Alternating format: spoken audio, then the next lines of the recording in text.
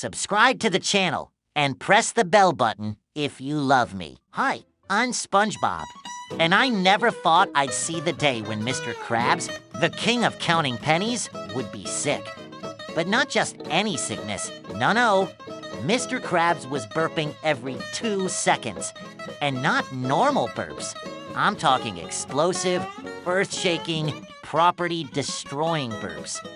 I walked into the Krusty Krab one morning, and it looked like a hurricane hit it. Chairs were upside down, ketchup was dripping from the ceiling, and in the middle of the chaos, there he was, Mr. Krabs. Redder than ever, holding his stomach. Burp, and boom, 2 Krabby Patties flew across the room and stuck to the wall like ninja stars. I yelled, "Mr. Krabs, what's happening?" He gasped and said, "SpongeBob, I've got explosive repetitive burp syndrome." And that was the moment I knew. This was my mission.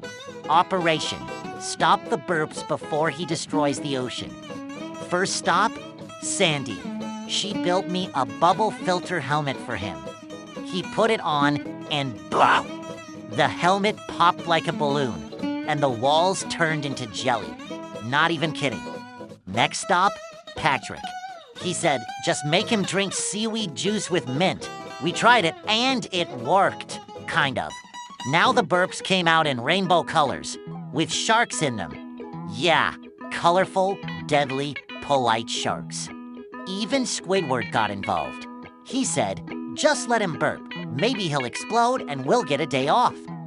Of course, the next burp blew Squidward's hair right off, permanently.